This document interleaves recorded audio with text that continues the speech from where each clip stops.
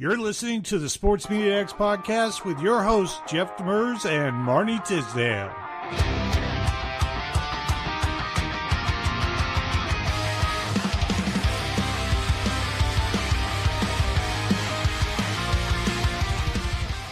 What's going on, everybody? You are listening to the Sports Media X podcast.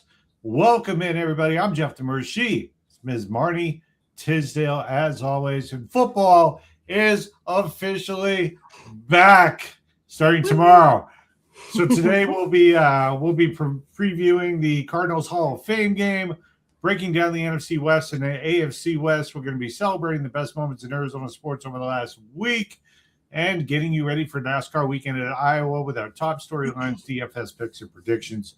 Got a full show packed up, including Pack Wars. At the end, we're still going through our 2025 genre set. We still got about 200 cards to go in that one. Yeah. But it's been fun seeing who's been winning that. Real quick, what are we drinking? I still have the ginger beer, Fever Tree. Okay. I've got Lumberyard Brewing Company Flagstaff IPA, part of their Venture series.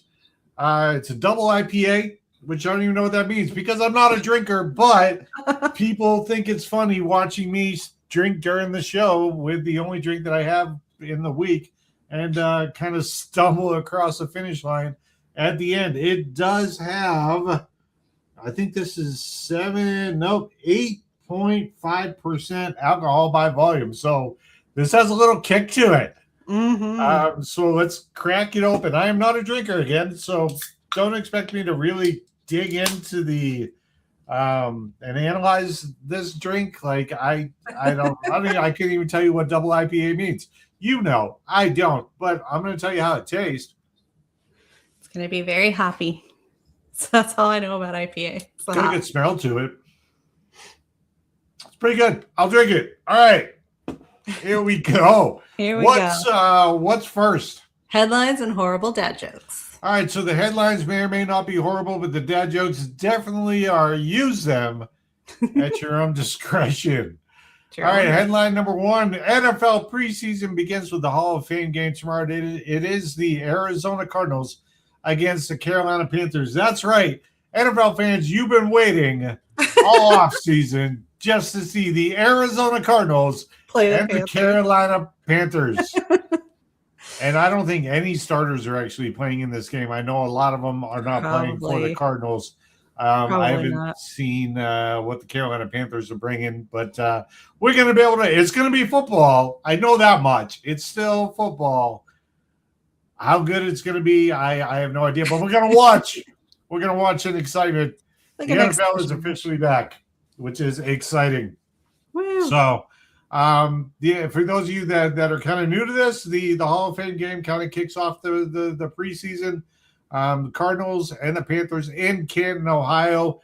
Means a little bit more for Arizona sports fans because Larry Fitzgerald will be inducted into the class of 2026 NFL Hall of Fame. That's amazing. Arguably one of the top 2 or 3 wide receivers of all time. And he played his entire career right here. He is well loved in the Valley. Very much so. All right. So let's see how it goes. We're actually gonna dig into some more or less later on in the show. So make sure that you jump into that. All right. So sent in the first dad joke sent in on X by at Dead Brew 1. Dead Brew 1. Dead Brew. Sounds like a fucking franchise. That's right there. Dead Brew. Dead Brew 1. Why was the bee's hair always sticky? I have no idea. Because she used a honeycomb. Honeycomb. All right. Honeycomb. Headline number 2. MLB reacts to one of the wildest trade deadlines in years. The dust has settled after Monday's MLB trade deadline, which, by the way, was our 4-year dating anniversary, by the way. I'll drink to that because I didn't think I'd make it 4 years, so we'll see. You're trying to add a 0 on the end of that number. So, all right. Well, let's see if I can add another 40 now. years on that. All right. Dodgers made some big moves. Orioles basically did a major reset after moving their all-star catcher Adley Rutschman to our Boston Red Sox. It was crazy. The Diamondbacks didn't really do much. Yeah. But they did in a way. They basically said, look, we got a lot of people that are coming off of injury that if they're healthy, like we're right where we want to be. So, I mean, they did add Newbar from the Cardinals. So it's a left-handed bat, solid outfielder. We'll see how it goes. It's going to be interesting. All right. Joke number 2. Why can't you trust the king of the jungle? I don't know why. Because he's always lying. There you go. All right. Headline number 3. NFL training camps enter full pads. Finally, no more videos of untouched players and wide open players not worried about going across the middle because they can hit now. So there's a lot of position battles that are intensifying. There are several big contract extensions around the league, including Bijan Robinson for Atlanta, who, by the way, signed a 3-year, almost $75 million deal, which makes him the richest running back in NFL history by the contract. So congratulations to him. Well-deserved. I know Gibbs is also going through contract negotiations as well, so we'll see how that works out. I like preseason football. Not so much the games themselves, but what happens at practice, because there's always a lot of fights breaking out at practice. Yeah, I like it. Well, people, I mean, they're kind of pent up. They've been ready to go for a minute. Yeah, Put the pads on. Let's go. Because you've got the wily veterans that are like, okay, I know what I need to do to get to the season, to get to week 1 healthy. And then you've got the people that are trying to make the team to show like they're going all out. And some of the veterans don't like it. And that's usually what causes fights. So we'll see what happens. Also, we got a lot of rookie quarterbacks and first-round picks receiving increased reps as well, which is fun. Which, by the way, Jeremiah Love will not be playing in the game tomorrow night for the Cardinals. Right. So, yay, all that excitement. We haven't seen him yet. Well, if you're a starter, you're probably not playing in week 1. He probably shouldn't be playing yet. So, yeah. I can get behind that.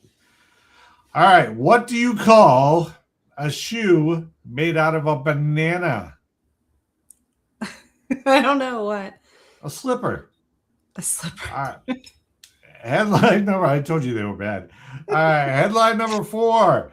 This may be one of the only times we mention golf, but the Wyndham Championship opens Thursday. The PGA Tour begins its final regular season event before the FedEx Cup playoffs. Players near the playoff bubble are fighting for their seasons, making this one of the highest pressure tournaments outside of the majors. Careers are made, millions of dollars in playoff prize money on the line. So this tournament actually does matter a lot for a lot of people, especially if they're on the bubble. All right. What does a spy do when he is cold? I don't know what. Same thing we do. We go undercover. What? All right. Go undercover. All right. All right. What's next? Moving on. Here's to the good times. All right. Time for me to drink. She already cracked hers. She hasn't cracked hers open yet. She just did. It's like 3 sips. I have to wait until we're actually at the cheersing part. All right. I have enough. She's a very heavy drinker, ladies and gentlemen. All right. Here's to the good times. 5 cheers for Arizona sports for the last week. Cheers to the Diamondbacks betting on themselves. Arizona ended the trade deadline as buyers instead of sellers, signaling they believe this club is built for a postseason run, but they also believe that they already have the majority of the people that they need. They just need them healthy in order to do so. So here's to a team that's chasing October, not next year, but this year. So cheers to the Arizona Diamondbacks. Number 2, cheers to wild card baseball. There's that team again. The Diamondbacks continue to hold their place in the National League wild card race and have been playing some of their best baseball as of late, winning 15 of the last 22 games, heading into a huge series this weekend against the Dodgers. They still have 2 games, one tonight, one tomorrow against San Diego, who's only a game behind them for the final wild card spot. So it's very tight, very tense. Oh, by the way, one of the pitchers that the Diamondbacks are rumored to be going after, Casey Mize, is now on San Diego. And oh, by the way, he's pitching tonight. So it would be great if they could beat him since they couldn't get him.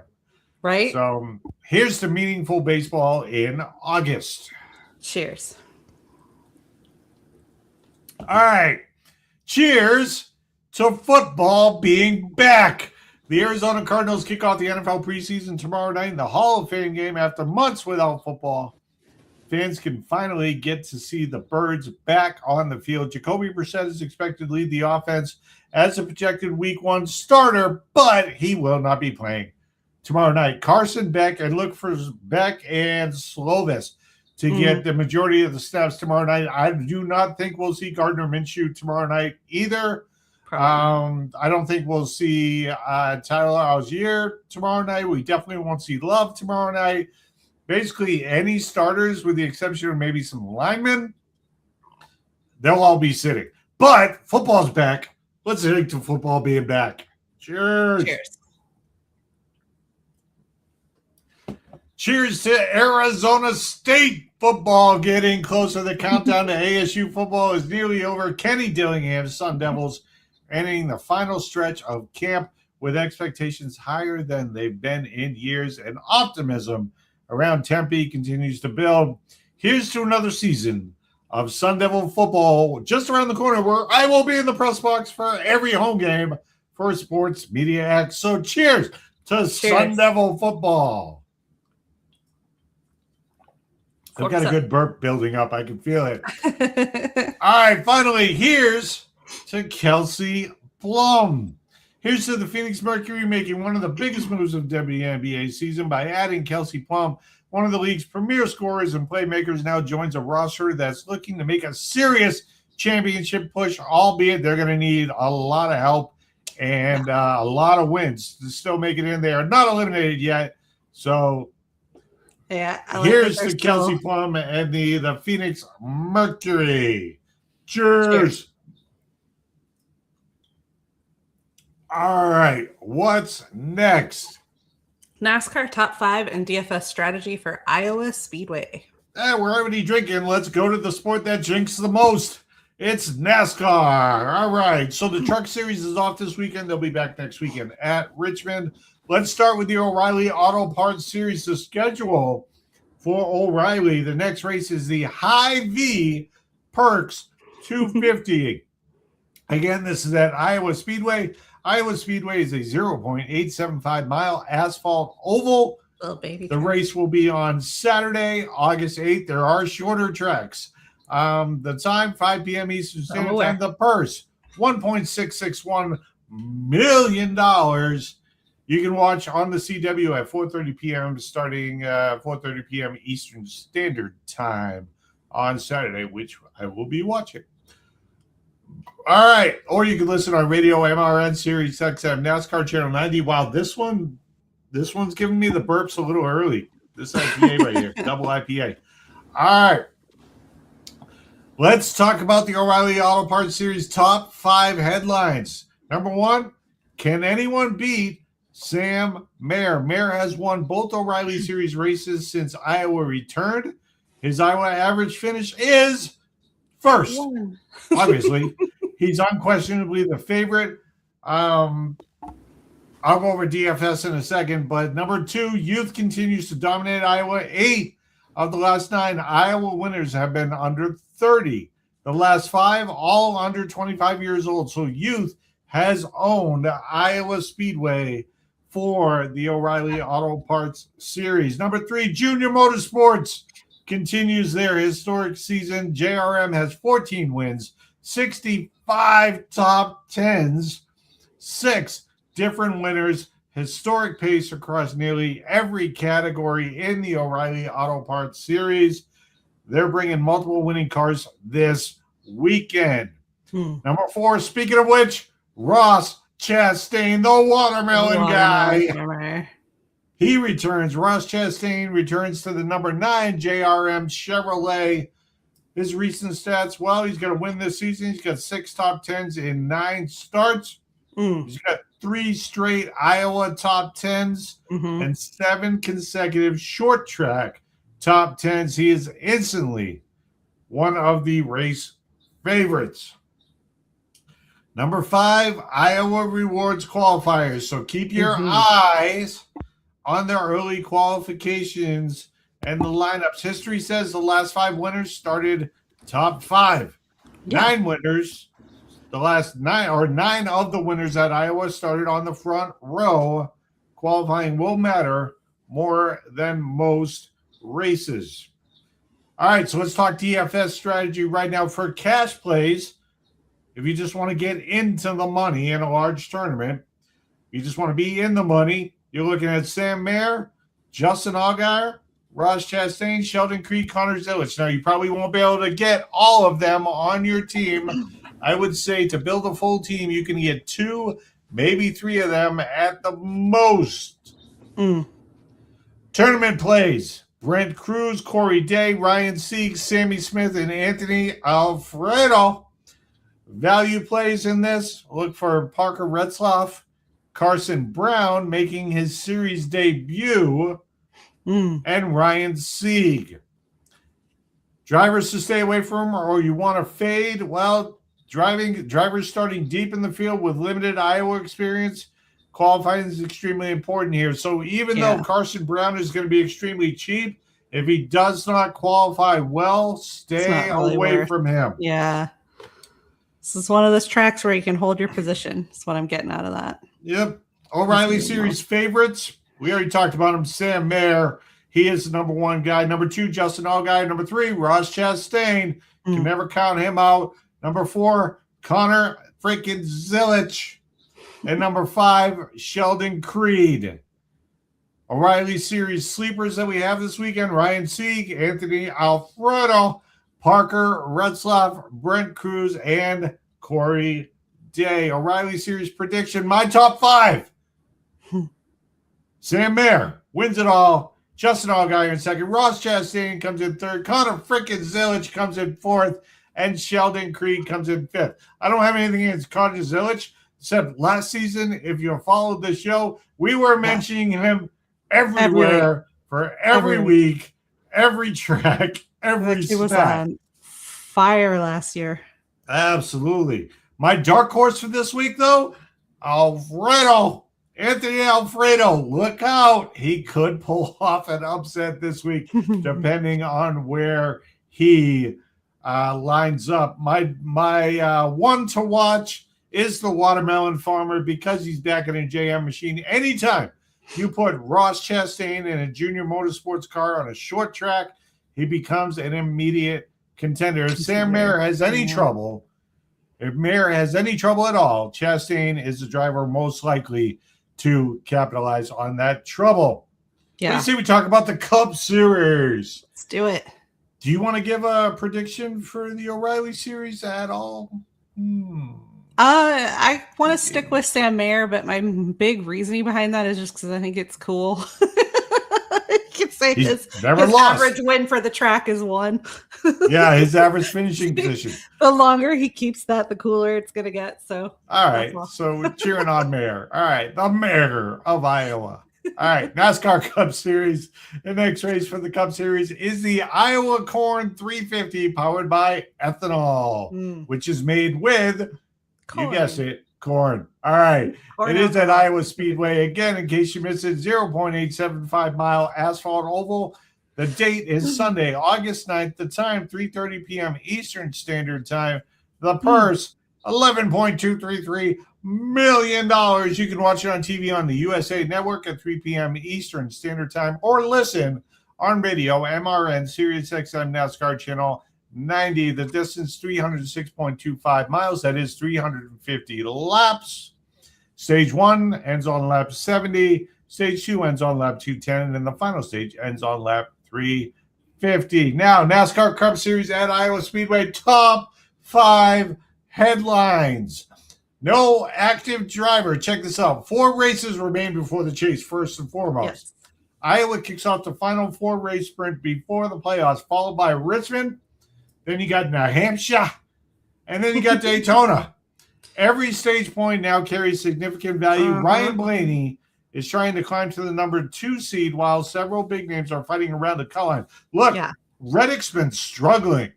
Ever since he got passed by his boss, Denny Hamlin, like he's just been falling back. He's still in second. But he's not dominating anywhere near where we saw him. No, like he came out swinging and then he just lost his steam. He's got to learn how to maintain that level through the season. Again, the beer for the show is the Flagstaff IPA by Lumberjack Brewing Company. Shout out to Northern Arizona Lumberjacks. What? Let's put those two together while drinking. My brain still works. All right. Number 2, Ryan Blaney owns Iowa. Not like really, like he doesn't actually own it, but no active Cup driver has been better at Iowa. Just like Sam Mayer. He won the inaugural Cup race in 2024. He was 4th in 2025. His best finish, basically 2.5. Average finish 2.5. Most laps led at 230. Best average running position at 3.9. If you're building DFS lineups, which we'll talk about in a second, Blaney should be the first name considered. Oh, good rip. Number 3, Joey Logano arrives red hot. A few weeks ago, we were about to write off Joey Logano. Really? He's had a pretty rough season. All of a sudden, he's hot. He's hot. It's like, way to put it. It's like baseball, kind of. The opposite of Tyler Reddick. They changed places. Yeah, pretty much. Like he's getting cold. He's still finishing decent, Reddick, but Logano, ever since Wilkesboro, which is probably his favorite track ever, like he's been driving great, like a former champion that he is. So Logano enters Iowa with 3 consecutive top 10 finishes. He's got a win at North Wilkesboro. He's got 7 straight top 10s on short tracks. That's an active streak. Top 10s in both Iowa Cup races, and he's one of the safest DFS cash game plays this weekend. We'll go over all that in a second. Number 4, Kyle Larson has become the biggest question mark. And by question mark, I mean disappointment. Normally, Larson would be an automatic favorite. Instead, he's got a 46 race winless streak. Yeah, he's off the lead lap in 4 straight races, which means he did not finish on the lead lap. He was laps behind by the end of the race. That is unlike him. Average Iowa finish, by the way, 31st. Right. His best Iowa finish, 28th. Not much better. Not his strong place. Extremely risky DFS play despite his upside. I like Kyle Larson. I do. I think he's a hell of a race car driver at all levels. He races on dirt. He races on concrete. He races everywhere. Kyle Larson is one of the most talented drivers in all of NASCAR. Right now, he sucks. He can't win. Well, okay. Let me just back up a little bit. Kyle Larson doesn't suck because he's still doing okay. He's still in the playoffs, right? He's not outside of the bubble or anything like that. As of right now, he's still in the playoffs, but he hasn't won in forever. Hashtag forever. He's one of the ones that you expect to see winning multiple times throughout. Yeah, you expect it, but he hasn't won in forever. All right, number 5, the championship battle is tightening. Denny Hamlin has nearly locked up the regular season championship after getting 213 points on Tyler Reddick, who is his driver, by the way, over the last 10 races. Meanwhile, Joey Logano has climbed back above the cut line. Kudos to Logano. Brad Keselowski has fallen outside of the cut line. And Ryan Preece needs points immediately, if not sooner. Every finish matters now. Yeah, there's only a few races left. It's all big. This is the last chance for some of these guys to get in there. So All right, so let's talk strategy. Cash game targets. If you're just trying to get in cash, make sure you get at least 2, if not 3 of these guys on your team. Ryan Blaney is number 1. Joey Logano is number 2. Denny Hamlin's number 3. Ty Gibbs, who I believe is probably the most underrated driver in all of NASCAR because of his youth and because like everybody's like, you're only in this because, Joe Gibbs is your grandfather. No, Ty Gibbs is one of the most talented drivers in all of NASCAR. He's just young. Yeah. Like, he has to get out there. Well, also, and he doesn't get the big fancy wins that people associate with being a good driver, but he's always up there. He's good at coming from the back. He's good at getting up into the top 5. I like him. I like him a lot. I may try and put him on my team this weekend. All right. So tournament plays. Carson. You skipped the gamer. You skipped the gamer. What are you talking about? William Byron. Oh, I don't care about William Byron. Okay, so William Byron's fine. So Ryan Blaney, Joey Logano, Denny Hamlin, Ty Gibbs, William Byron. I have been drinking. This is almost gone, by the way. At 8.5% alcohol by volume, by the way. Yeah. By the way. If I could just say by the way one more time. By the way. All right. Now we got tournament plays. Tournament plays. This is why she's on the show, ladies and gentlemen. She keeps us straight and narrow, and she doesn't drink. Very important. All right, tournament plays. Let's talk about Carson Hocevar. He's having an excellent season. He has a strong Iowa record, and expect lower ownership for him. Now, look out to where he actually qualifies, but if he's anywhere in the top half and he's cheap, he may be worth the pickup. Brad Keselowski, also excellent Iowa history, trending upward as of late. He's got to score points because he needs it to get inside the bubble. He does. Chase Briscoe, former Iowa pole winner, strong short track racer. Alex Bowman, your guy, quietly top 10 in both Iowa Cup races. So I'm thinking a killer bee thing. Blaney, Bowman, Briscoe. Who am I missing? Who are you missing? Byron. Yeah, that would work. Yeah, maybe something like that. Bush, unfortunately, can't do that one anymore. RIP, my guy, my favorite driver. But yeah, like I'm thinking of Killer Bee's lineup somehow, some way. I might make that happen. Brad Keselowski, that's a Killer Bee right there. Brad. Yep. All right. Yep. Drivers I'd stay away from. Tyler Reddick. His average finish is over 20th at Iowa, and then we've got his recent slump. So stay away from him. Stay away from, I can't believe I'm saying it, Kyle Larson. Terrible.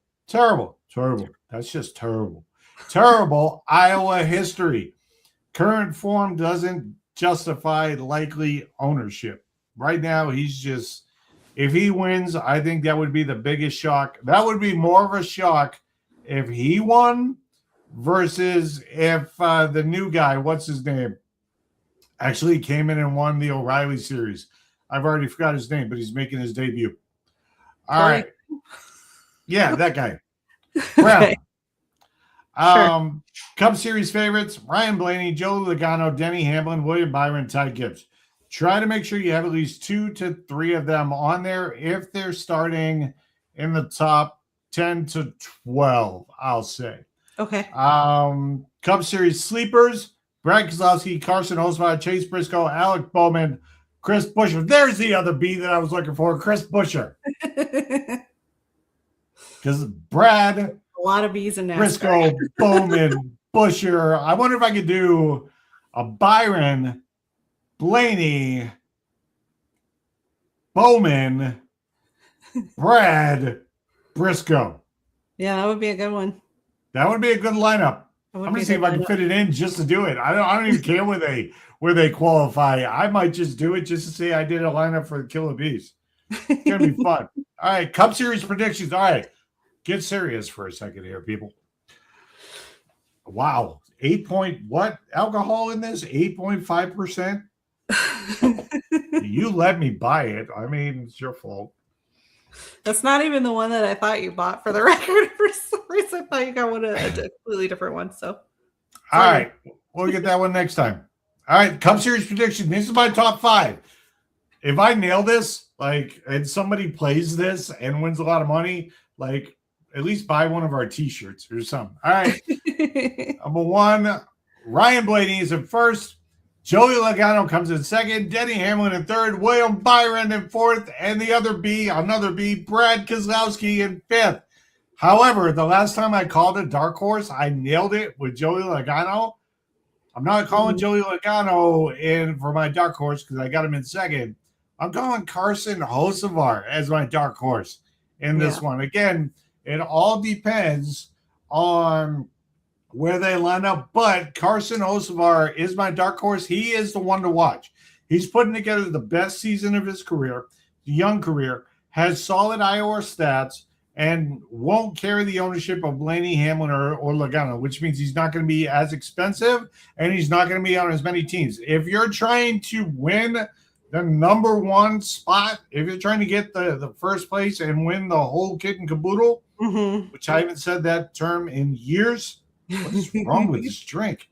All right. If you're trying to do that, then you need to separate yourself from the usual teams and pick somebody that has lower ownership. I expect Carson Hocevar to have lower ownership this week. If the leaders have issues, Hocevar has a legitimate shot at being on the podium, at least top 3, which could be very good for you. Very, very good. All right. What's next?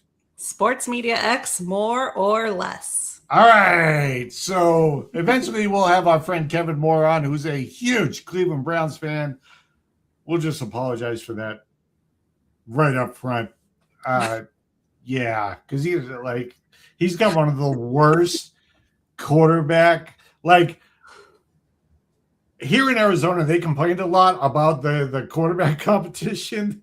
Yeah. But it's not as bad as the competition for the Cleveland Browns. Let's just say that. It's terrible. Right. Shedeur Sanders in the latest rankings was ranked dead last among possible starters for all quarterbacks. Yeah. Into the 30s. Yeah. It was more than 30. There's only 32 teams. He was ranked 36th. Right. It was bad. There are backups ahead of him, is what you're telling me. All right. So me and you, Susan's going to watch the game tomorrow night, of course, because I have to write an article on it. Okay. We're gonna actually see if we can get this right. All right, so I'm gonna mention a stat. You're gonna say over or under that stat for tomorrow night's Hall of Fame game between the well-awaited Arizona Cardinals versus Carolina Panthers game. Even the funny thing about this game is nobody will watch this game on a Sunday. But because it's the very first preseason game, everybody's going to be watching this game. It's going to be crazy. All right. So here's number 1. Carson Beck passing yards. More or less than 149.5. Now, keep in mind, he's going to be splitting playing time with Slovis. Get on Slovis. I'm going to go with less. You're going to go with less. I think that's a high number for the very first preseason game in the season, just in general. He got a lot of reps in training camp, even in voluntary workouts. He got a lot of reps. 149.5. I got to look at it because of LaFleur's offense. We're basically running the Los Angeles Rams high tempo offense. Okay, what we're looking at. So I'm gonna say less as well. 149.5. I think he'll get 110, unless they play him into the third, which I don't think they will for the first preseason game. But I'll say less than 149.5. So we're both on less on that one. Write that down. All right. Carson Beck passing touchdowns. More or less than 1.5 touchdowns tomorrow night. More or less, Carson Beck. I think I'm going to go less because I'll give him 1. But you're saying 2 or more feels a little much again for just what the game is going to be. God, you just make it so difficult to be in a relationship with you. No, you don't, because the key to a loving relationship is competition. So I'm going to say more. He's going to throw 3 touchdowns.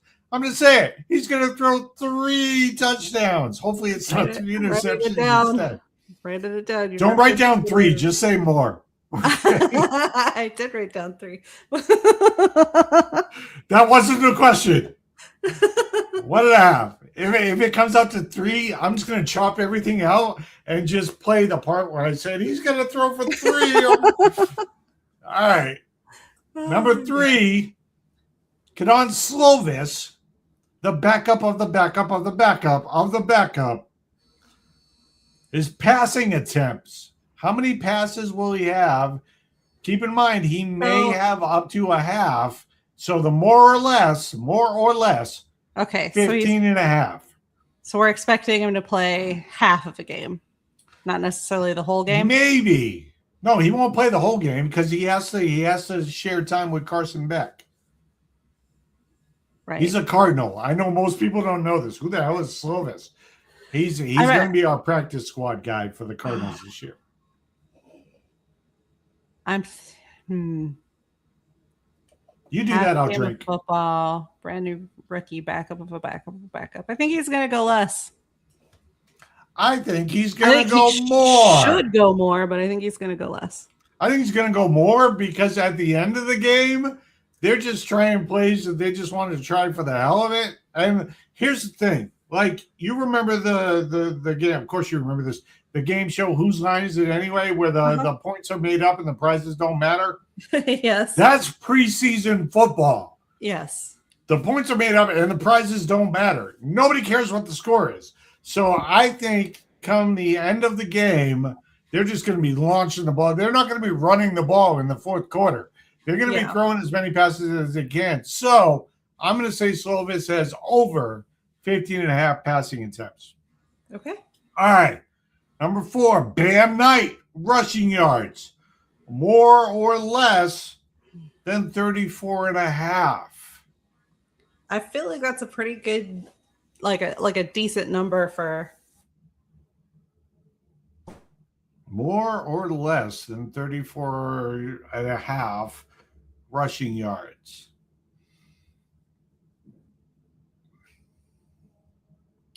Keep in mind that this is a podcast and people are listening for your answer. I will go more. Thank you. I think you can get at least the 35 yards. So I'm going to go less because I don't trust the offensive line, especially the backups of the starting offensive line. I don't trust them. All right. So I'm going to go less. Xavier Weaver receiving yards, more or less than 49 and a half. He is, I think he's number 1, 2, 3. He's either 3 or 4 on the depth chart.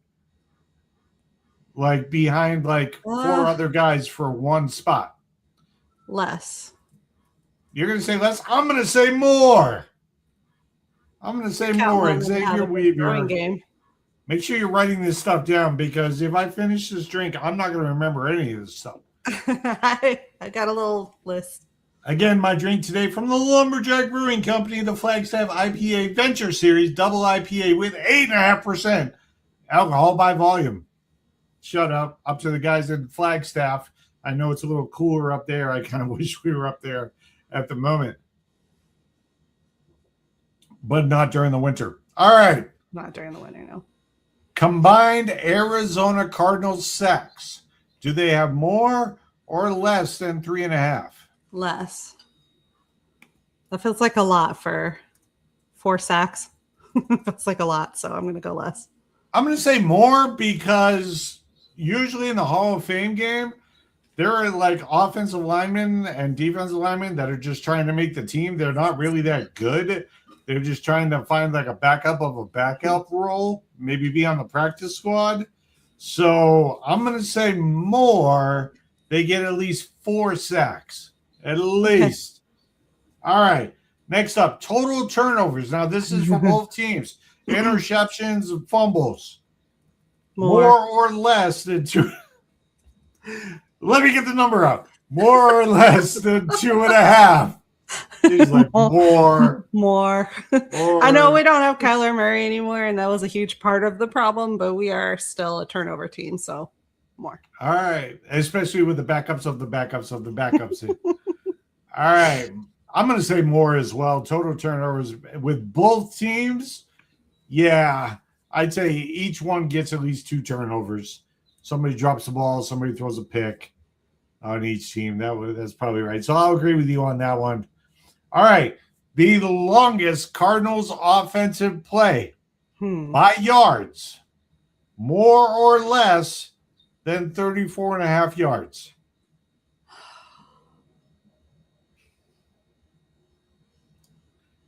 Again, this is a podcast. People are listening. It doesn't help me pick my answer faster, sir.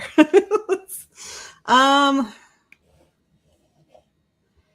mean, I feel like they're capable of more, but I'm going to say less just because it's the first game and it's a bunch of backups. I'm going to go with more. I'm going to say some nobody we know some people. I'm going to say Weaver gets a 37-yard play, and then they take him out of the game because he's going to have under 49.5 receiving yards.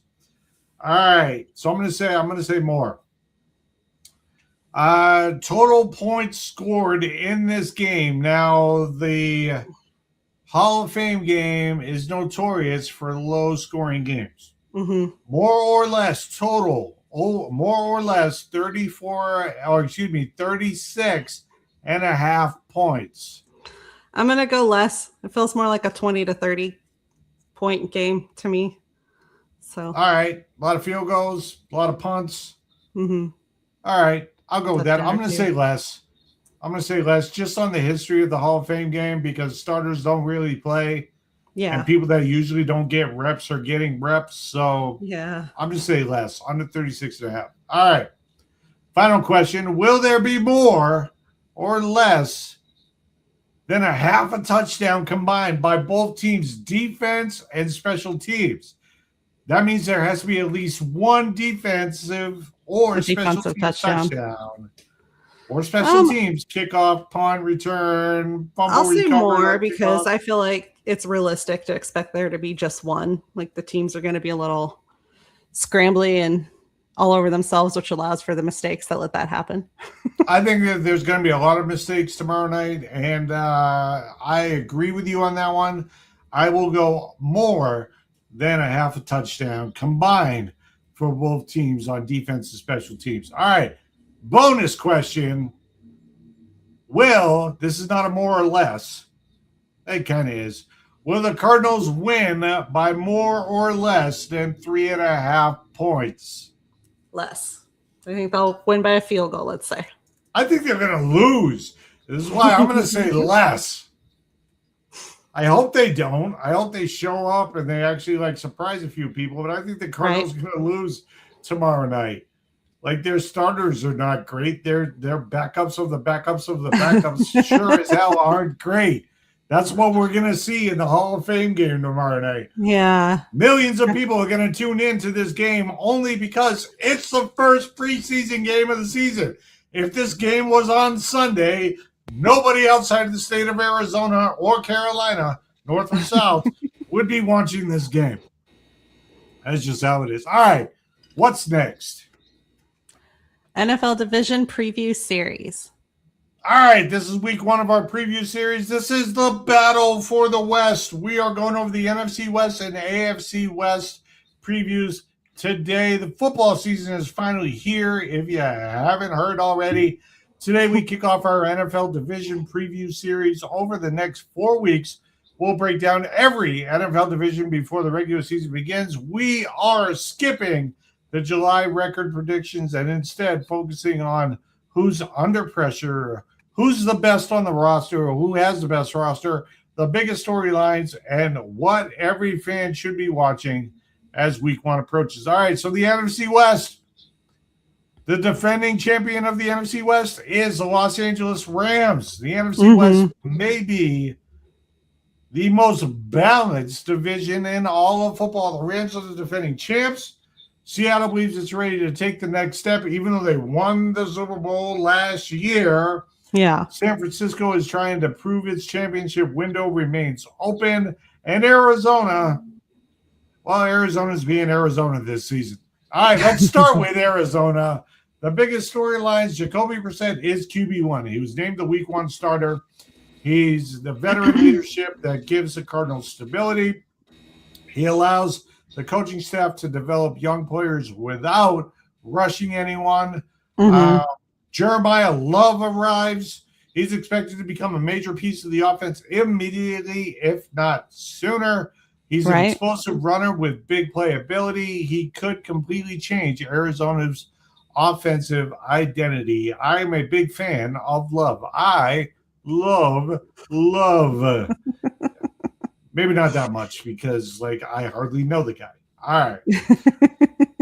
Carson Beck's development's another storyline. Third round rookie quarterback. No pressure on him whatsoever to play immediately, except for tomorrow night's Hall of Fame game. And there's really no pressure to do anything in the Hall of Fame game. Even if Carson Beck plays terrible tomorrow night, he's still the backup quarterback for the Arizona Cardinals because it's just preseason. Nobody cares. All right.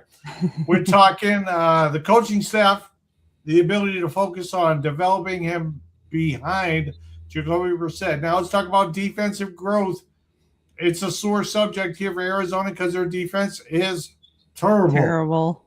All right. Pass rush remains a major question. Young secondary must continue to improve. The question is, can this defense become a league average unit? It would take a lot for them to go from the 27th overall defense to top 15. Usually to do that, you have to make major changes in your roster, which they did not do. Right. You have to bring in a defensive coordinator that knows how to make major changes, which they did not do. And you have to have everybody on board. And right now, Sweat doesn't even want to play for the current head coach. He's holding in. And he's the sack leader of the team.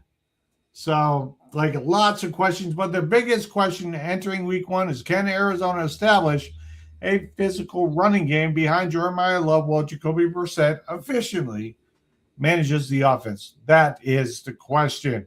For the Rams, the biggest storylines for the Rams, they are the defending NFC West champions.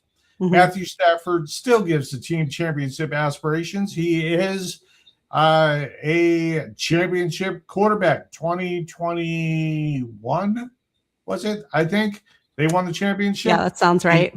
He's also the reigning defending MVP ahead of our guy up in New England. All right. Sean McVay continues to be one of football's premier offensive coaches. No doubt about that whatsoever. Yeah. Veteran core believes another Super Bowl run is possible. The biggest question, how much longer can this championship window remain open? Stafford is getting pretty old, and his name is not Tom Brady. It's Matthew Stafford. Right. So with them drafting Ty Simpson, I don't know if Bradford's going to want to come back next season. So the window kind of closing on that one. So I think maybe they might have 2 years with Stafford at the most. After that, I think he's done. I think he retires. He's got a ring, but he'll be the starting quarterback this season for the Rams. Let's talk about the Seahawks. Biggest storyline, Sam Darnold looks to build on last season. He had an amazing season last season. Mike McDonald has transformed the defense nicely. Quietly, one of the deepest rosters in all of the NFC. The biggest question for the Seahawks, can Seahawks overtake the Rams and win the NFC West? That's the biggest question. Go ahead. I would say yes. Why? I mean, they're the returning champions. If they play anything like they did last year going up to that season, it's not unreasonable to expect them to be division champions this year also. I think that they know that they can win anywhere with that defense and that explosive offense. So I don't think it really matters if they do or do not win the NFC West. I think Seattle's going to be a team to be reckoned with the entire season. But if you ask me if I think they want the NFC West title, absolutely. Yeah. Like, they don't want to give the Rams anything. Like, you don't want to give your rival anything at all. All right, let's talk about the San Francisco 49ers, the biggest storylines for them. You got a lot of new faces replacing veteran leadership. There was a lot of turnover on this roster. Still got a guy named Christian McCaffrey. His health, questionable at best. Yeah. His health has been on a backslide that I don't like. They still have a lot of talent, though. But expectations for that talent, sky high.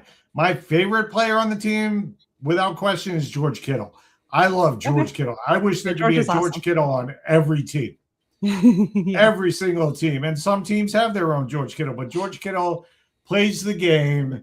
He's tough, he's physical, and he has a lot of fun doing it. I think that's the way every player in the NFL should face it. The question for the San Francisco 49ers, are the 49ers still legitimate Super Bowl contenders? It's hard to tell without seeing how everything gels together, since they did have such a big switch up, but my honest gut reaction is no. I think that ship might have sailed. We'll see. So you think they're in third because the Cardinals are not going to overtake them, so you think they're just playing for third place pretty much in the division?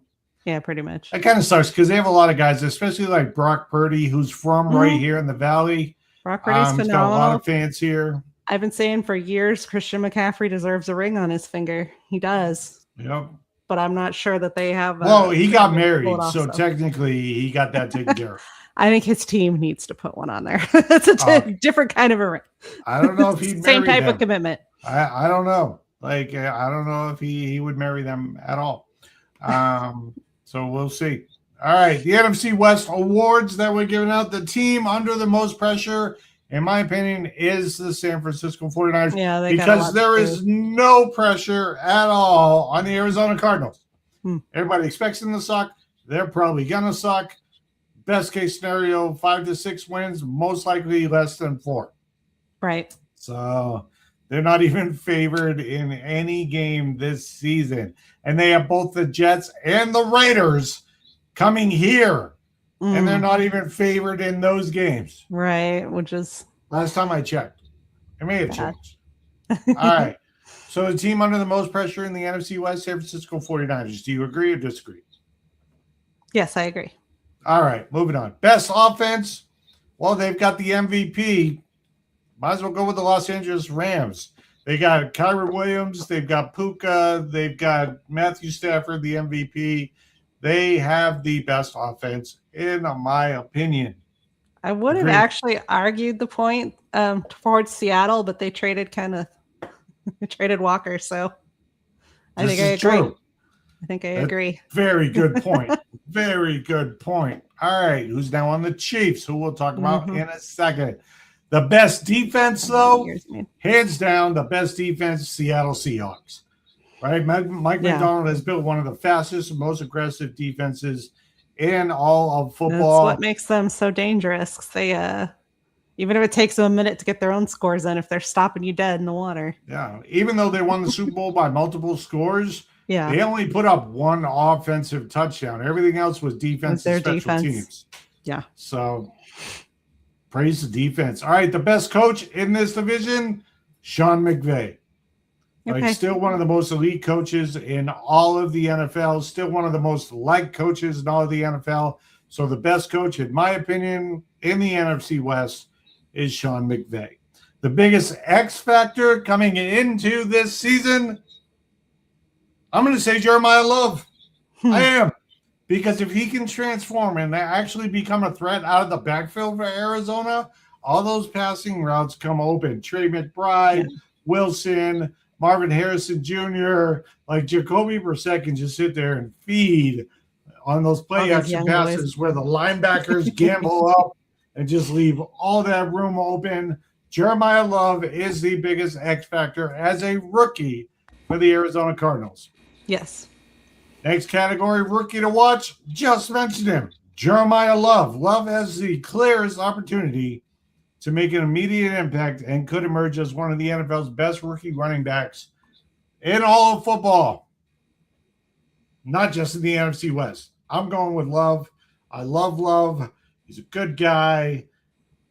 tough running back. They may have questioned him as a draft pick because they had other needs, but he is the most exciting guy that was picked early on in the draft. So my rookie to watch in the NFC West is Jeremiah Love. Most overrated team in the NFC West. Who would you say? I can read what's on what you already picked, but I agree with it. Yeah. All right. I do. Go ahead and read it. The 49ers. Most overrated team. They've got a ton of talent. With Shanahan being the play caller, you would expect them to be battling for something and better. Never quite pans out. They have a lot of problems with injuries. They did. And stay healthy. I just don't see it happening. They're not better than the Rams. They're definitely not better than the Seahawks. They are definitely better than the Arizona Cardinals. Yeah, they got one. But I just think they get a lot of hype when it's all said and done and you're asking for main contenders. They're just not there because of the two teams ahead of them. Yeah. Most underrated team, I think it's the Seattle Seahawks, even though they just won the Super Bowl. No, I would agree with you, though, because everybody always wants to put the Rams on the top of the pile and kind of is disregardness full of them. Don't disregard the Seahawks. They're going to do the same thing. They're going to do the same thing they did last year. They're going to swoop in and take a lot more wins than people are expecting from them. The biggest division question, can anyone knock the Rams off the top of the NFC West? I am going to say no. You're going to say no. I'm going to say yes. They win the NFC. You're going to say Seattle takes I think Seattle can take them. Yeah. I was going to say, you're not saying San Francisco. No. I'm not. All right. I'm going to say the Rams take the NFC West. All right. Let's switch over to the AFC West division overview. The defending champions for the AFC West, of course, been there for a long time. The Kansas City Chiefs. Yeah. Kansas City remains the team everyone is chasing, but Denver continues to improve behind Bo Nix. They've been doing real well with Bo. Also, Jim Harbaugh has changed the culture in Los Angeles, and Las Vegas begins a new era under first-year head coach Clint Kubiak, who was the coordinator in Seattle. Right. So it's going to be interesting to see how that happens. Let's talk about the Chiefs. Biggest storylines, Patrick Mahomes is still the NFL's gold standard. Mm-hmm. Absolutely. Andy Reid continues to coach at an elite level. They have Super Bowl expectations every single season, as they should, because that's what winning teams look for. They don't care that you lost the Super Bowl in 2008. Right. They're not going to celebrate losing teams. They only celebrate winning teams, as we do up in New England. All right, moving on. Biggest question is, can the Chiefs continue dominating on an improving division? Well, I do I want to say Travis Kelsey officially retired. Am I wrong? No, he's still playing. He is still playing. And then they also got Walker from Seattle. I think they gave themselves some new weapons, and they are going to be dangerous to watch this season.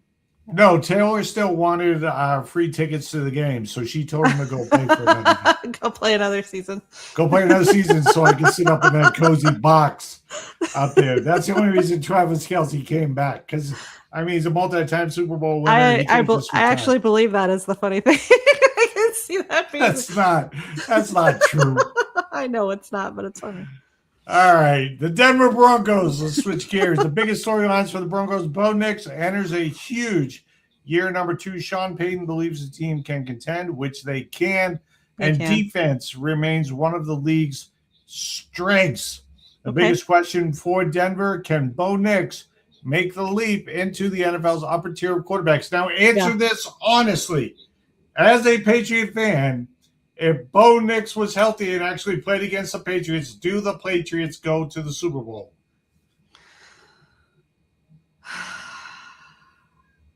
If it was Bo Nix from last season, yes.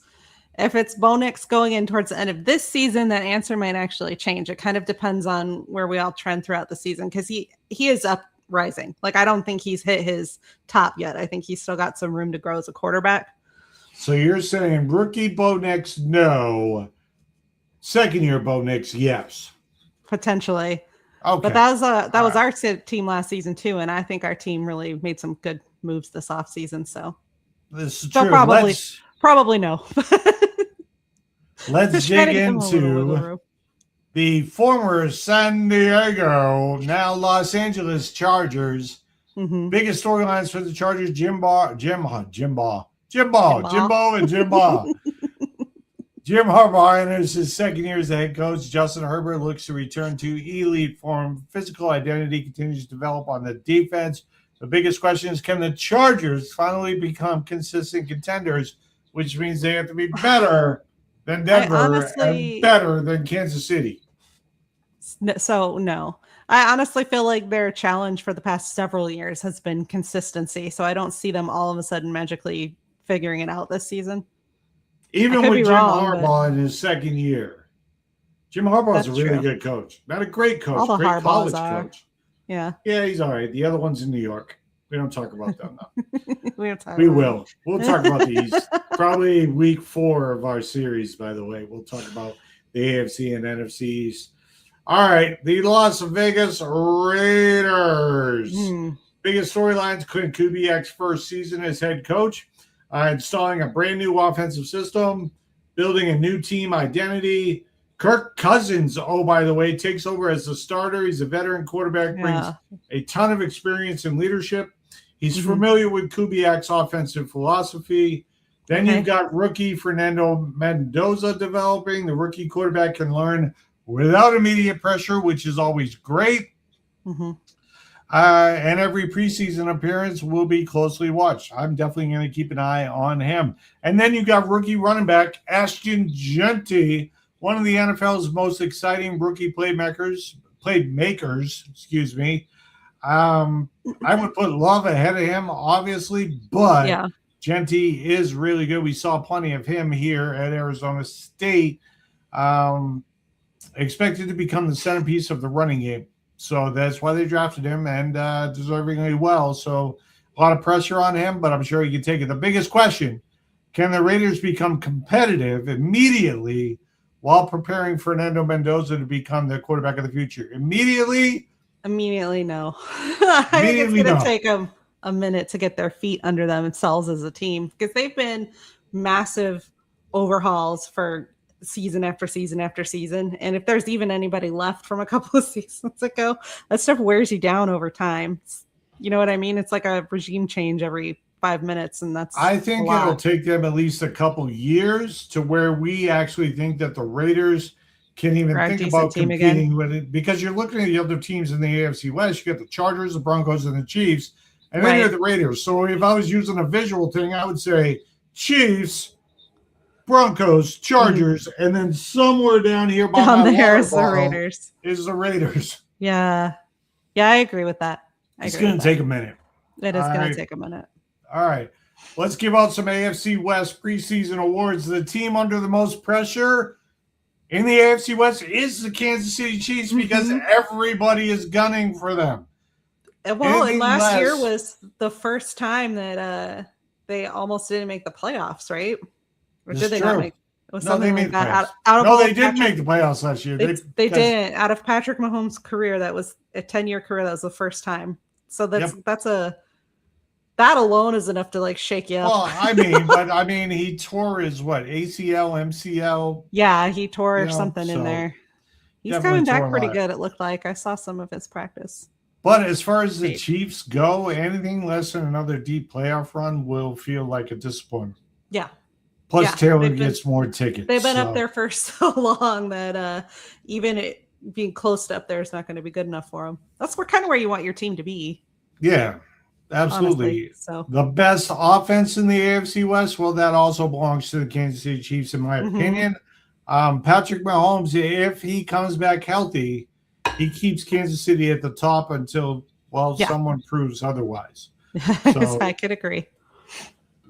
That's why the best defense is not Kansas City. That belongs to the Denver Broncos. Yeah. They're very fast.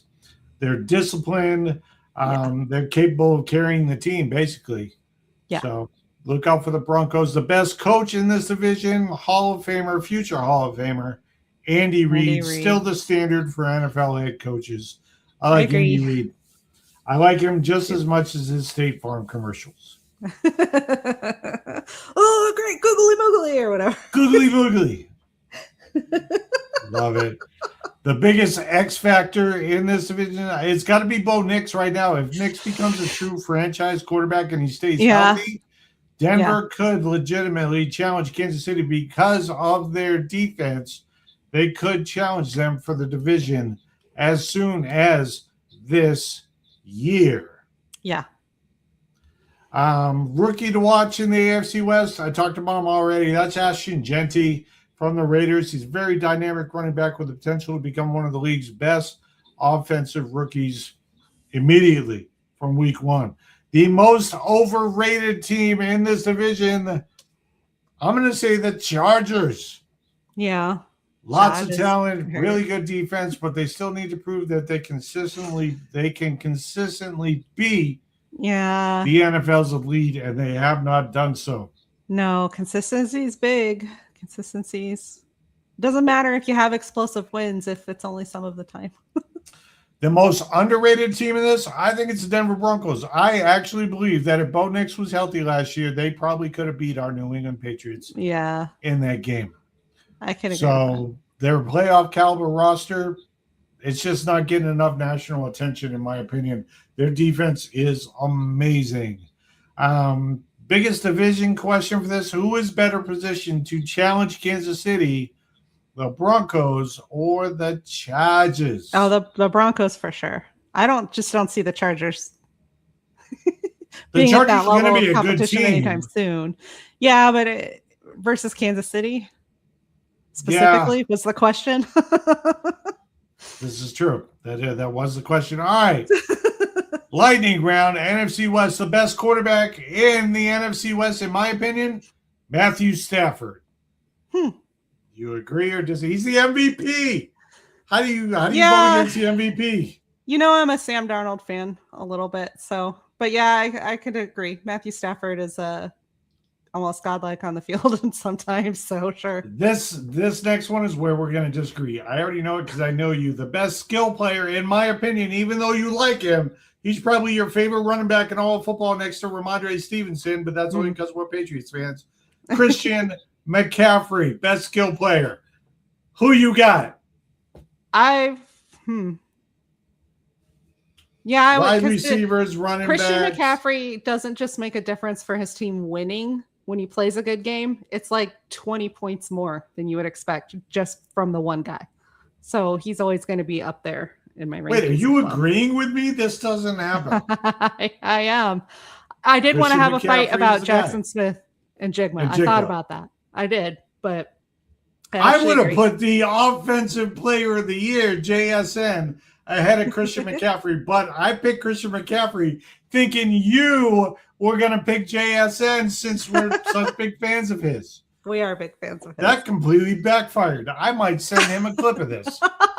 Like, look, I left the door open for her to pick you, and she didn't. Forget about that signed jersey in the future. It's never coming now. We'll watch their Hard Knocks. Make it up for him, give him some ratings. There you go. All right. Most exciting young player in the NFC West. I got to go with Jeremiah Love right now, even though he hasn't taken a snap in the NFL. Yeah. Based on his running skill set and the fact that he can also catch the ball out of the backfield. He's a dual threat. He's an every down running back. I got to give it to Jeremiah Love. Your thoughts?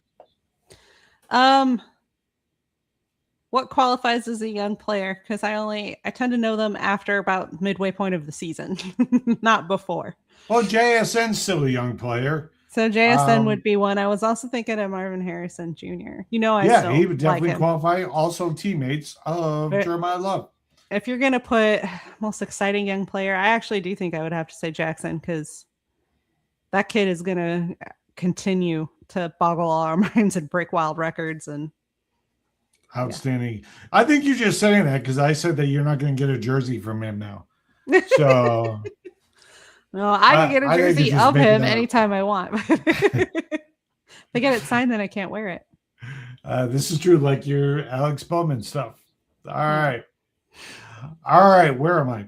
I completely lost where was that. Okay. Best home field advantage. Best home field advantage in the NFC West, obviously. I mean, it may be in all of football, by the way. Yeah. Seattle Seahawks. Yeah.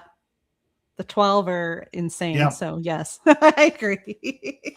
Let's talk about the AFC West. It's real high up on my list of places I'd like to see a game just for the experience. Oh, hell yeah. Of being in that stadium. So, yeah. I would go. Absolutely. 1,000%. I would not wear my Patriots jerseys in that stadium. I would wear a JSN jersey in that stadium. Yeah. Like I told his brother, Kanan, at the beginning of last season, I said, look, we're Patriots fans. If Jackson ever plays the Patriots, I got to cheer for the Patriots. But if we're just watching a Seahawks game, we're cheering for Jackson. We're always cheering for Jackson. I let him know that. So we'll cheer. I wasn't even mad that we didn't win the Super Bowl because of Jackson getting a ring. No, I was mad. Like I wasn't upset at all. I was like, all right, I can accept this. I can accept this result.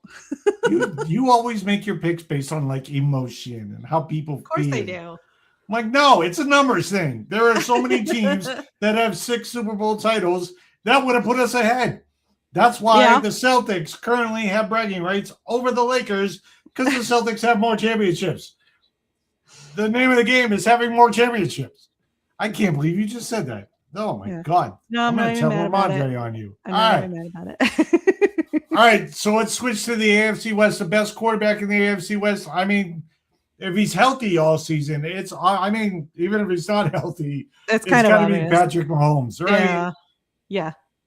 All right. You can make an argument for him being the best quarterback in the NFL. So right now, yeah, sure, I can do that. Best defensive player. I'm going to go over to the Broncos because I love their defense, and that's Patrick Surtain II. I think he's one of the top-notch corners in the league, young corners, and I just love his game. I'm a firm believer that defense wins championships.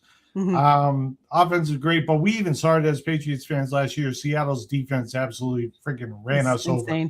So defense wins championships. All right. Most exciting rookie.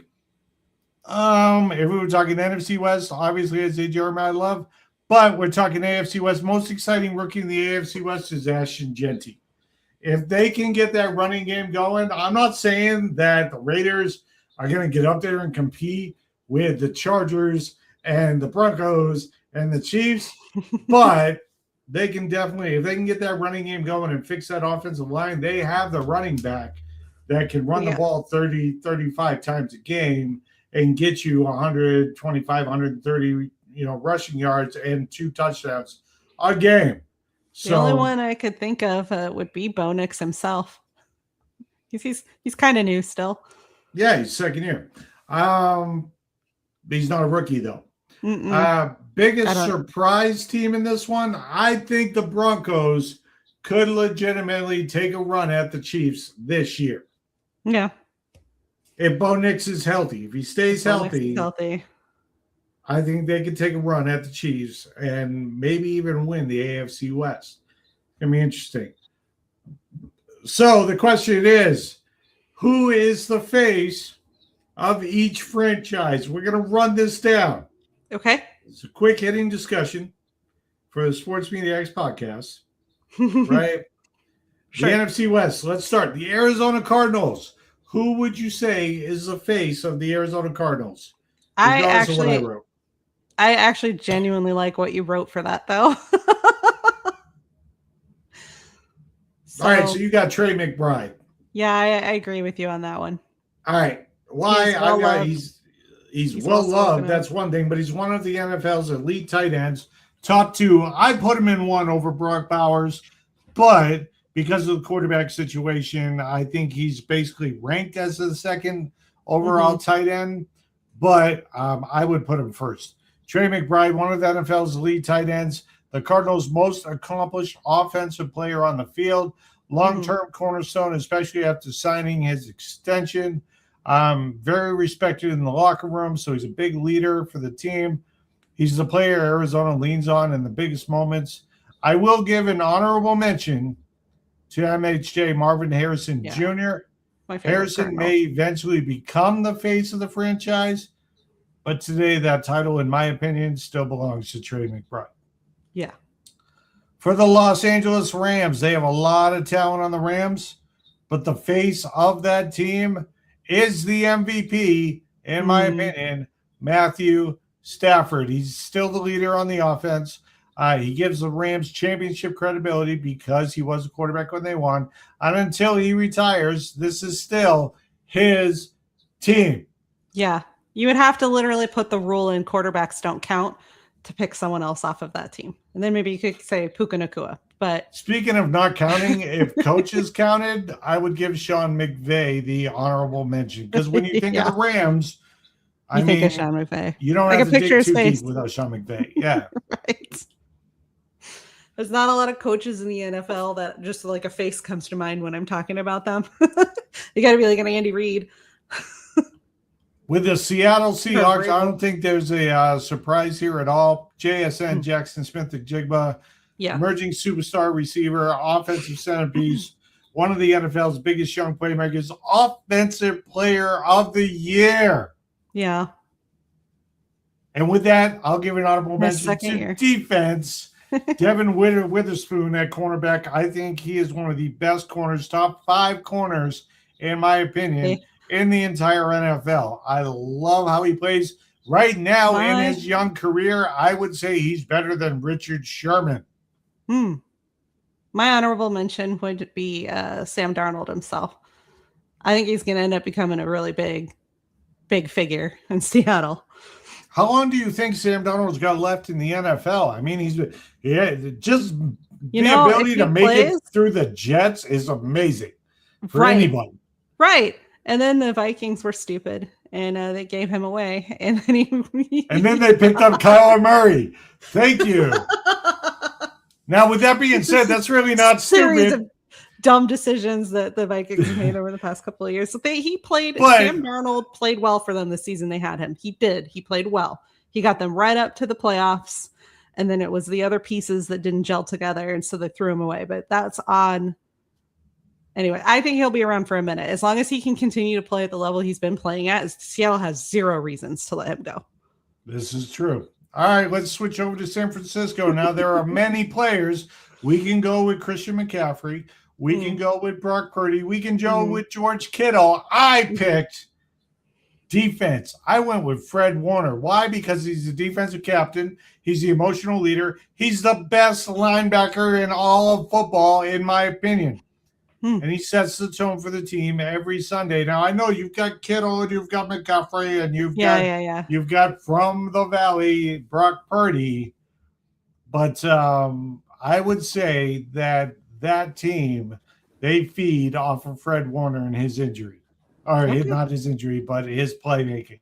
As long as he's healthy. Yeah, I would also give honorable mention to another defensive player. So if Fred Warner's not the face of that defense, I would say it's Nick Bosa. But Fred Warner's healthy, so we're going to go with Fred Warner as the face of that team. All right. Okay. Let's go to the AFC West, the face of the Kansas City Chiefs. Patrick Mahomes. It couldn't be anybody else. It could be. At this, like a decade. If we're doing coaches, it'd be Andy Reid. Yeah. Yeah. Okay, Andy Reid, I agree with you. Best quarterback. You said it earlier on. He's arguably still the best quarterback in football. 3-time Super Bowl champion. Of quarterbacks, yes, very much so.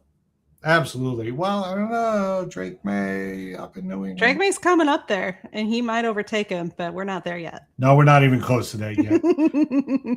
All right. So Denver Broncos, the face of the team. I'm going to say Bo Nix. I agree. Because I firmly believe if Bo Nix was healthy, they would have beat the Patriots and went to the Super Bowl last year. And that's saying it as a Patriots fan. Yeah. That's tough. I'm a little glad we didn't have to face him. The organization is doing everything to be able to build around him. Sean Payton's future hinges on Bo Nix's development. He is the face of the Broncos next year. A good example of doing that well, by the way, of getting a key player that they end up being able to grow and develop and build around in a meaningful way. I think they're a good example of that. Exactly. And as long as he's healthy, I think they'll be just fine, and I think they'll compete against the Chiefs. Honorable mention, I like defense. I'm going to go with Patrick Surtain II, cornerback. Another guy I would put top 5 young corners in all of football. I like his game. I love his game. I'm a big defensive guy. Yeah. All right, Los Angeles Chargers. Even though I'm a big defensive guy, I mean, when you think of the Chargers, you think of Justin Herbert. He's a franchise quarterback. He's Jim Harbaugh's cornerstone. We've already talked about that. He's still one of NFL's most gifted passers. So Justin Herbert's the face of the Chargers. Undoubtedly. All right, Las Vegas Raiders. Even though they tried to trade him to the Ravens in the offseason, Max Crosby is like still one of their only face of the Raiders. Incredibly decent players they've had in the past couple of years. So he is the heart and soul of the Raiders, and they tried to trade him. How bad is that? It's bad. They actually traded him, but the trade fell apart after he was introduced in Baltimore and was wearing purple and black. Wow. And now he's just wearing black and silver. All right. Right. He is one of the NFL's premier pass rushers. He embodies the toughness and attitude of the franchise, but they tried to trade him.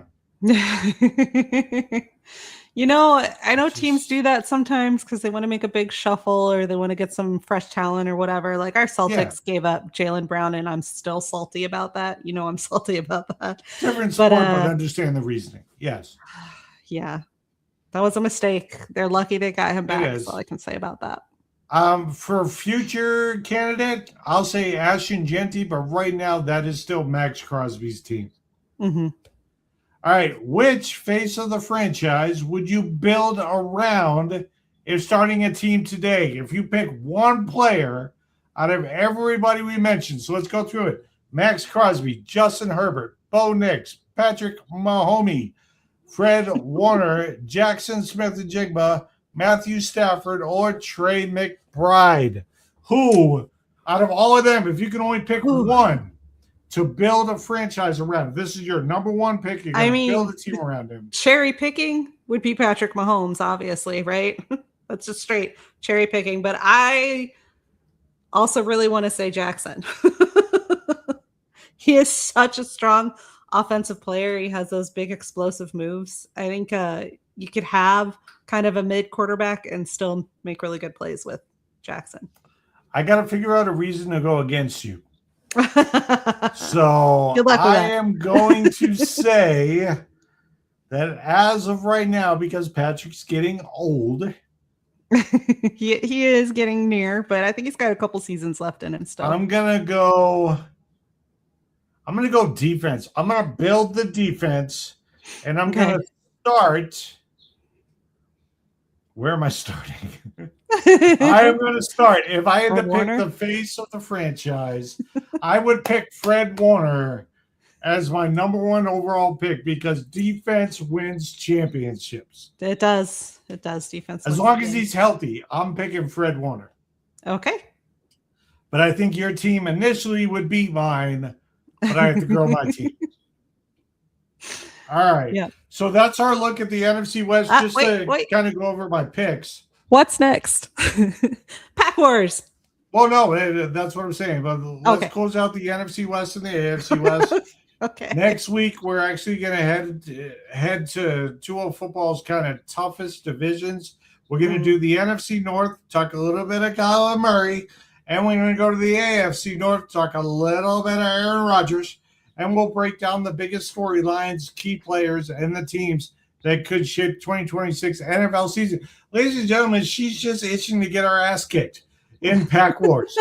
So basically, how it works with Pack Wars is we've been unlocking this Don Russ set of 400 cards where we do blind draw every week of 15 cards, which I know 30 cards don't equal 400 cards. We'll figure it out when we get down to the end. Math is not my strong suit. In case you haven't noticed, I like bear. Speaking of which, another shout out to the Lumberyard Brewing Company for this week's Flagstaff IPA, double IPA, beautiful can. That's Like pretty good. a lot of beer drinkers are like, oh, this one has this flavor and this one. I'm like, I like that can.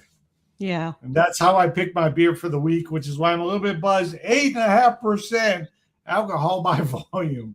It's I'm kind of feeling it. If you want me to drive somewhere after this, it's not happening. So just letting you know. Yep. It's almost gone. All good. All right, Pat Pours. You Pat go Pours. first because I beat you the last time. All right. Who you got?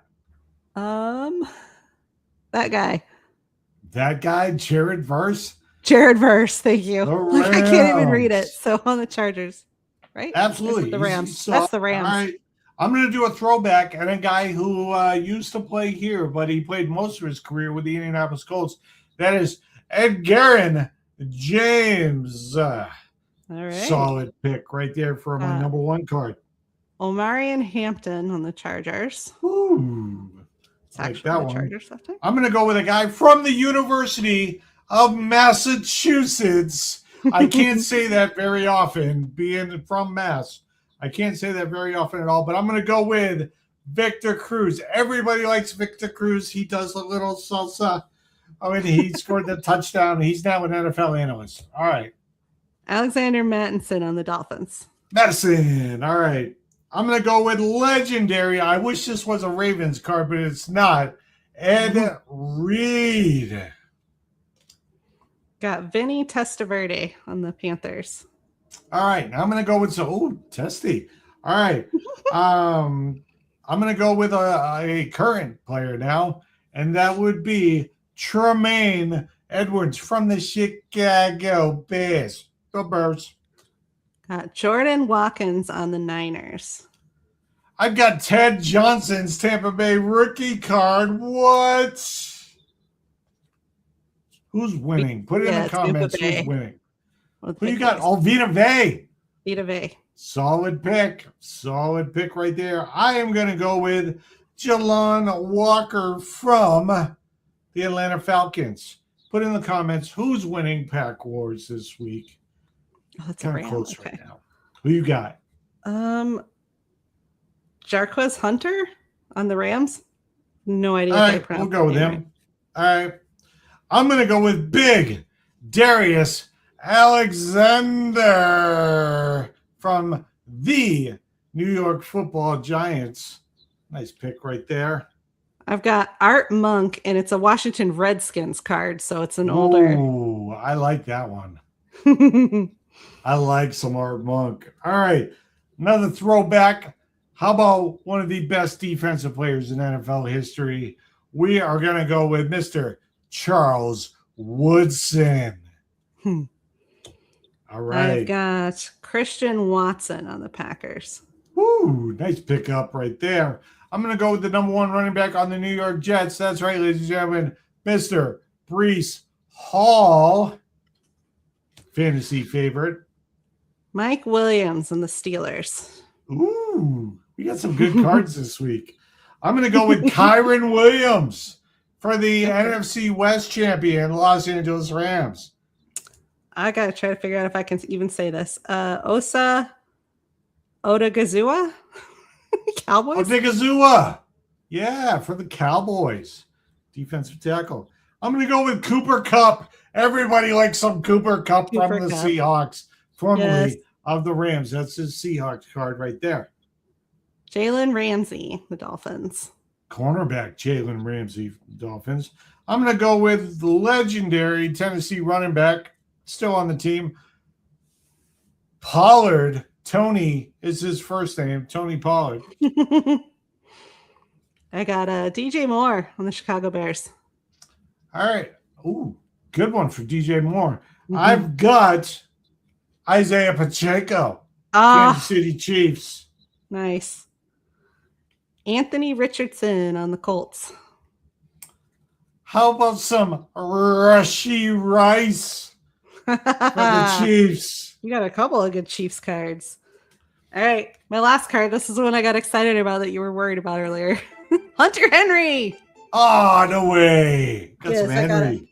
I got a Hunter Henry. What?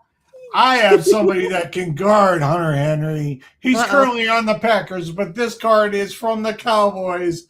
Micah Parsons, ladies and gentlemen. I love right Micah Parsons. there for the final. I actually think you won, even with my Hunter Henry in there. I got Micah Parsons, of course. I won this week. Brees Hall, Rashee Rice, Isaiah Pacheco, Tony Pollard, Cooper Kupp. I had a great poll this week for Pack Wars. You did. So, can we say I won? Yeah, I think you won. Just go ahead and say, JD, you won. Because I'm going to cut it up. JD, you won. Thank you very much. I'm going to go ahead and share that everywhere. Ladies and gentlemen, thank you so much for listening to the Sports Media X podcast. Hey, just a heads up, Sports Media X is going to have a new home coming shortly. No longer on CoachJeffDemersk.com. It will be on SportsMediaX.net. That website is being built by yours truly right now. So, SportsMediaX.net, not up right now. It is up, but it's not up. You can look at the skeleton. You can follow along as I build this website. I had to separate the sports stuff from the business stuff. And SportsMediaX.net, I am building that website as we speak. It's going to be fun. It's going to be exciting. It's going to be your new home to check out all of Arizona sports and a lot of national and fantasy and DFS and all that stuff. It's going to be great. I can't wait to get it out. Hopefully, I guess the end goal would be to have it launched by Monday. Okay. Depends. Once again, shout out to the Practically Gone Lumberyard Brewing Company with their Flagstaff IPA, 8.5%. If you've been listening to the full show, you know that this has kind of kicked my ass since the beginning. Let me go ahead and finish this up. While Lady M gives us the final words. Keep loving sports.